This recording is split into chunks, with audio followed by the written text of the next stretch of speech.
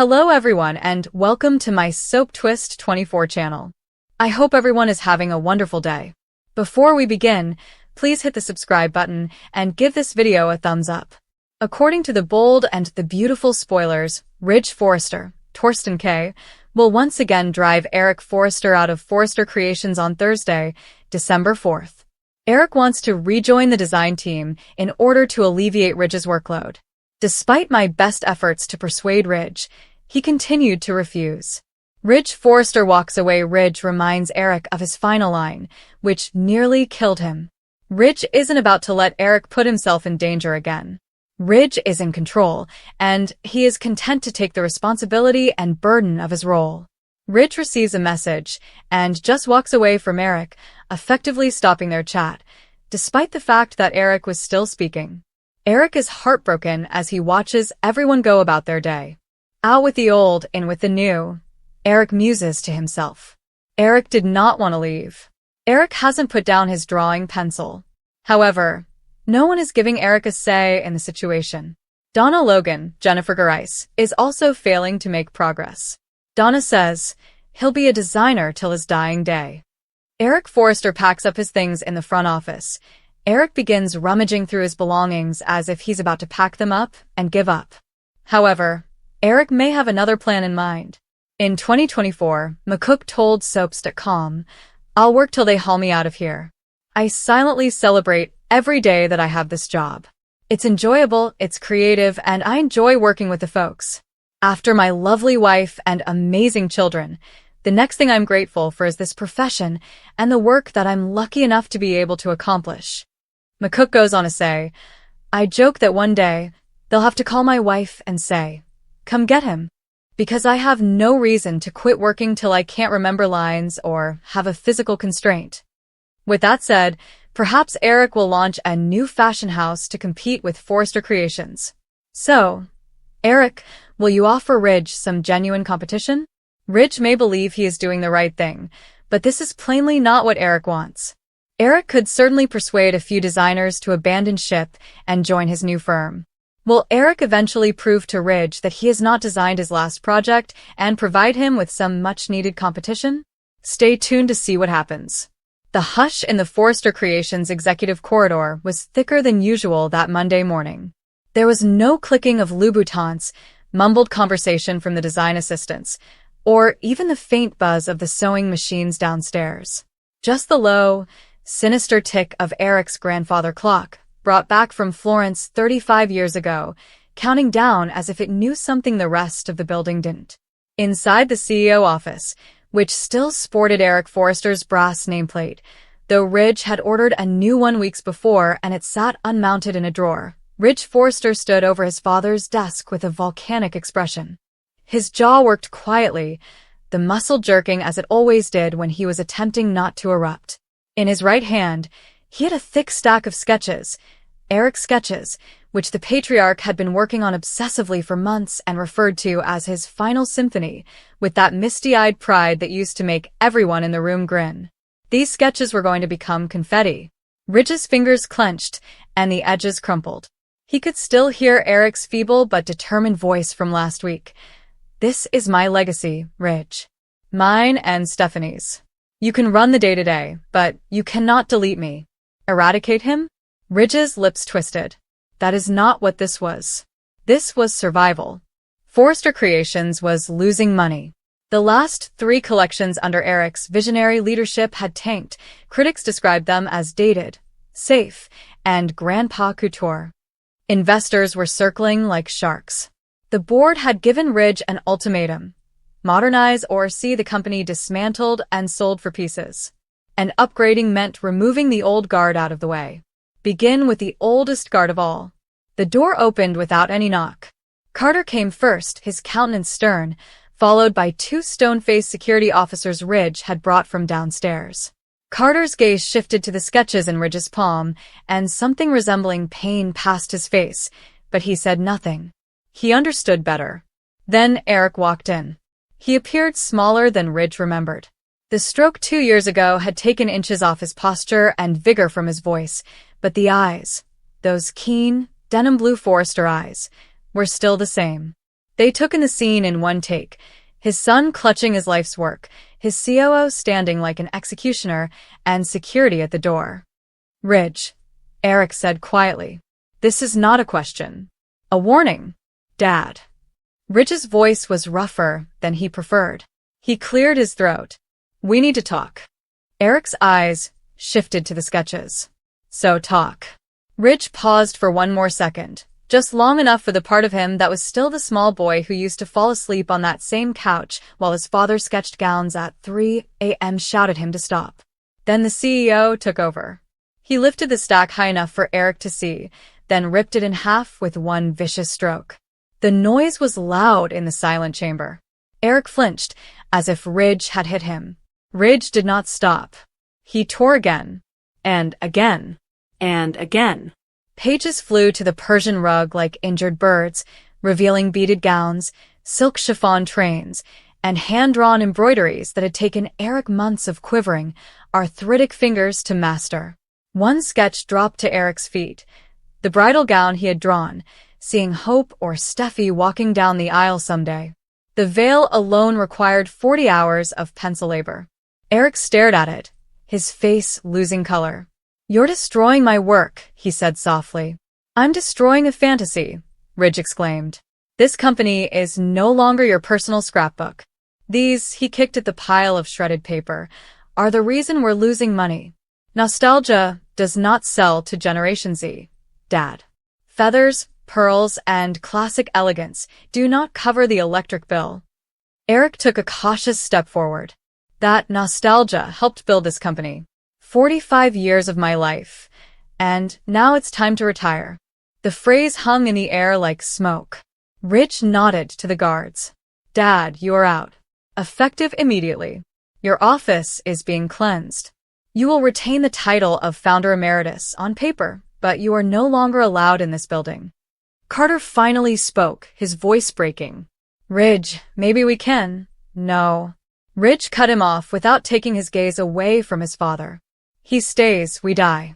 I'm not going to let Forrester become the next Sears because one man won't let go." Eric's hands shook at his sides. Ridge briefly considered collapsing. Instead, the old man sprang up, every bit the lion he had always been, and stared Ridge dead in the eye. "You're making a mistake, son." "I'm saving your legacy," Ridge retorted. Eric turned to Carter and said, "You just can't see it yet. Are you enabling this?" Carter's jaw moved. "The board voted 9-2 last night. Your shares were diluted during the restructure 6 months ago, Eric. Ridge is legally within his rights." Eric laughed, but it was not amusing. "Within his rights. My own son." He returned his gaze to Ridge, and for the first time in his life, Ridge saw something colder than fury in his father's eyes. The disappointment was so great that it was almost pity. "Do you know what the cruelest part is?" Eric said softly. "I taught you everything, how to cut a pattern, how to read a woman's form, and how to make her feel like the only one in the room when she wears a Forrester gown. And the student just burnt the teacher's homework." He walked over the shredded sketches as if they were already trash. He hesitated in the doorway, his palm resting on the frame. "This office was where your mother and I fell in love," he replied almost silently. "This is where we took you home from the hospital as a newborn. Where Stephanie took her last breath." His voice trembled on the name, but he kept it steady. "Ridge, enjoy your throne. I hope the view is worth the blood on the carpet." He strode out, spine straight, not looking back, even when one of the guards moved to escort him.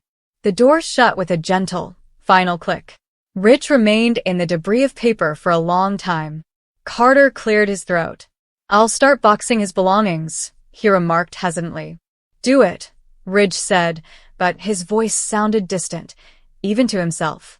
Ridge sat into the leather chair, which still smelled slightly of Eric's cologne, Creed Aventus, and something woodsy that had been his distinctive scent since the 1980s. He looked at the ripped sketches thrown on the desk and floor. One part only displayed the neckline. Elegant, ageless, and exquisite. Eric's signature, which loops in the corner, is EF with the small flourish he had used since 1975. Ridge's hand hovered, almost snatched it up, but curled into a fist instead. He had done what he needed to accomplish. Forrester would survive. Thrive even. It's a new era. His era. So, why did it feel as if he had ripped out his own heart and dumped it on the floor alongside those sketches? Downstairs, Eric entered the elevator that would take him out of Forrester Creations for the final time. After the doors closed, his shoulders sagged. He punched the lobby button and leaned his forehead against the chilly metal wall. He spotted his reflection in the mirror. Old guy, tired eyes, mouth set in what Stephanie used to call his stubborn mule face. He nearly smiled at the memory. "Let him have it," he said quietly to the ghost of his wife traveling down with him. "Let him learn what I learned the hard way. Family isn't a line item on a balance sheet." The door creaked. The doors opened into the foyer, where the reporters had already gathered. The vultures always scented blood first. Cameras flashed. The questions flew. "Mister, is it true, Forrester, that you have been forced out? Are you retiring? Is this the end of the era?"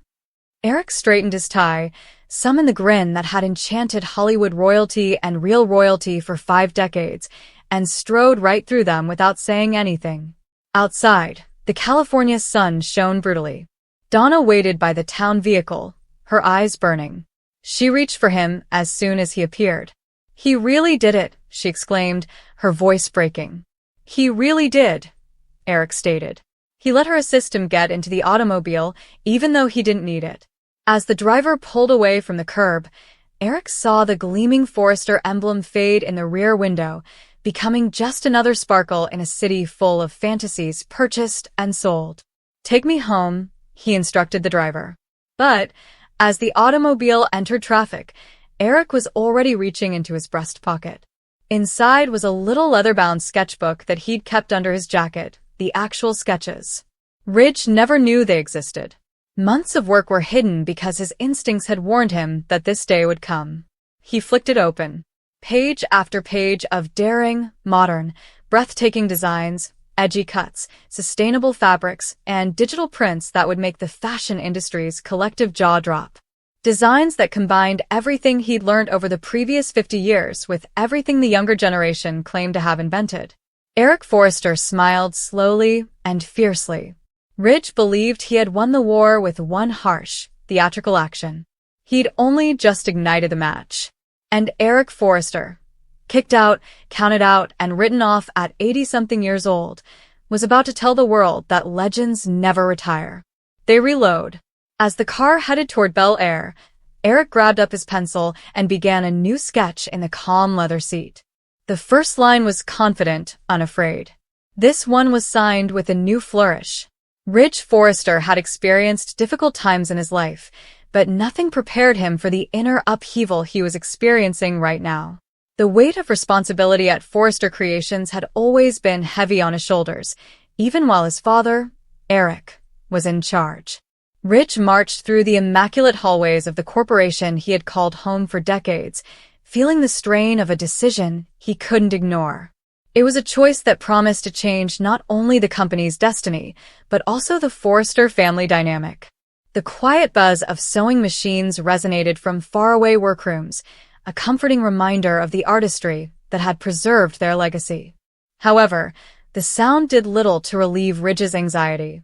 He knew the meeting he was headed to would be difficult. Eric's office, the symbolic heart of Forrester Creations, had always been a source of inspiration, invention, and authority. Today, however, that same room would be the site of one of the most brutal conflicts the family had ever witnessed. Eric Forrester, the father who created the enterprise from the ground up, sat in that office, blind to the gravity of Ridge's actions. Eric's sketches, visions of beauty derived from his lifelong passion for design, were spread around his drafting table. His hands moved slowly and methodically, adding delicate lines to a new concept. His face seemed tranquil, but tiredness clung stubbornly to the corners of his expression, a subtle indication that his health was deteriorating behind the scenes. Ridge hesitated outside the door, looking at the familiar nameplate. Eric Forrester, founder. The title's significance resonated in his consciousness. No matter what occurred next, the truth could never be changed. Eric designed the entire business, brand, and family identity. However, Ridge was now being asked, by situation and company necessity, to take bold leadership in a way that left no place for nostalgia. He knocked once, allowing the harsh sound to punctuate the otherwise calm passage. Inside, Eric lifted his head with a sincere, albeit weary smile. "Come in, Ridge." With a quiet click, the door closed behind him. Ridge always despised how final a locked door could feel. He approached his father, attempting to reconcile the guy he admired with the tough talk he needed to start. "Are you busy working on the new line?" Ridge inquired, trying to maintain a casual tone. Eric nodded proudly. "Yes. I believe these pieces have the potential to redefine everything anew." Ridge swallowed hard. Forrester Creations is entering a new age, and these designs will be the foundation. Those determined remarks characterized Eric's spirit, unwavering, passionate, and hopeful. But hope couldn't alter reality. The company was at a crossroads. The board had become more worried. Investors expected steadiness. And Eric's recent mistakes, small but noticeable, had made Ridge wonder if allowing him to remain in a senior position would jeopardize the company's credibility. "Dad, we need to talk," Ridge whispered softly. Eric hesitated, recognizing the gravity of his son's tone. This was not a casual drop-in or a basic review of sketches. Something heavy lingered in the air, and Eric gently lowered his pencil. "What is it?" he asked carefully. Ridge paused. He had prepared the words countless times, but they now felt alien, cruel, and unfair. He still had to say them. "The board wants changes," Ridge explained. "They're worried about the way things have been going lately." Eric's brow furrowed. "My direction has always brought this company success." "I know," Ridge said softly. "But they need more assurance and stability. They want me to take full control." The room became silent. Eric leaned back carefully, scanning his son's expression for any indication that this was a misunderstanding or a poorly timed joke. Ridge's eyes, however, betrayed only sadness and unwavering resolve. "Take control?" Eric repeated, his words harsh with skepticism. "You? Over me?" "It's not like that," Ridge attempted to explain, but even he recognized how empty it sounded. "It's about protecting the company, our legacy." "My legacy," Eric corrected, his voice shaking with unexpected anger. "I constructed it, Ridge, using my own 2 hands. When you were too young to grasp the world, I was drafting, stitching, and innovating. And now you think you can dismiss me like I'm a liability?" Ridge's heart squeezed. "Dad, I'm not pushing you aside." "Yes, you are," Eric replied. "You're taking my office. My designs." Ridge stepped closer. "We can work together, but leadership needs to change. The company requires clarity." Eric stood hastily, betraying his underlying fragility. His palm trembled slightly as he leaned against the edge of the desk. Despite his fragility, his eyes were filled with the same fiery desire that had propelled him to the pinnacle of the fashion industry. "This is my office," Eric replied coldly. "These are my sketches." Ridge exhaled and ran his hand through his hair. He prayed fervently that there was another way. However, after months of board pressure and difficult meetings, he realized his decision was final. Bringing it to Eric was the most excruciating step. "I'm sorry," Ridge said quietly, "but we have to move forward." Eric's demeanor changed, from rage to hurt to something devastatingly hollow.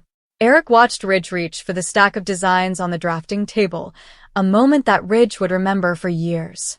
"What are you doing?" Eric demanded, his voice cracking. Ridge did not respond at first. Each doodle he picked up felt like a bit of his father's spirit.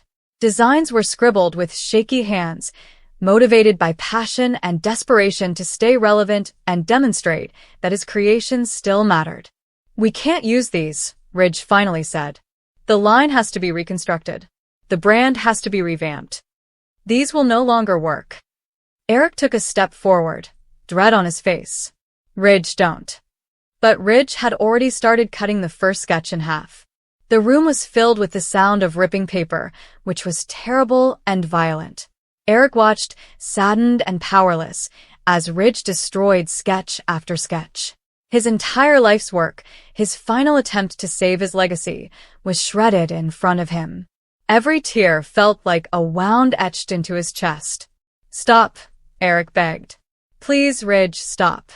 Ridge paused and met Eric's gaze. "I didn't want to do this." "Then don't," Eric said quietly. But Ridge persisted, motivated by a mix of obligation, irritation, and a false sense that this heinous deed was required to protect the company. By the time he finished, the drafting table was littered with shredded scraps, remnants of what could have been Eric's ultimate masterpiece. An oppressive quiet fell over the office. Eric's breath trembled as he surveyed the remains of his creative endeavor. The man who had always controlled rooms with calm knowledge now stood defeated, gazing at the devastation caused by his own son. "You have no idea what you've done," Eric whispered quietly, every syllable tinged with sadness. Ridge gulped hard. "Dad, I'll help you transition. You'll still be participating, but not in control," Eric said. "Not in my own company." Ridge did not answer. He could not. Eric gently recovered what was left of his dignity. He fixed his jacket, calmed his breathing, and approached the door. His movements were stiff, but his determination was unwavering. When he got to the doorway, he hesitated and looked back at Ridge. "Someday," Eric added gently, "you'll understand the pain of being replaced by someone you love." He then walked away. Ridge felt the weight of his father's words on his chest long after he had left the hallway. Eric's office felt chilly, vacant, and odd without him. Ridge stood among the shredded sketches, feeling less like a leader than a villain in his own family's story. The news of the confrontation immediately traveled throughout the workplace. Designers muttered in the halls, stunned by the magnitude of the fallout. Longtime employees who had worked for Eric for decades were taken aback by the news that he had been forced out, particularly in such a harsh manner. Some people were angry. Some people were confused. Many people felt heartbroken. At home, the Forrester family experienced an emotional earthquake. Some believed Ridge was correct. The corporation could no longer rely on Eric's unpredictable health. Others were outraged by the harshness of tearing up his sketches, labeling it a needless humiliation. Brooke was the first to confront Ridge about what occurred. Her voice quivered with fury and disbelief.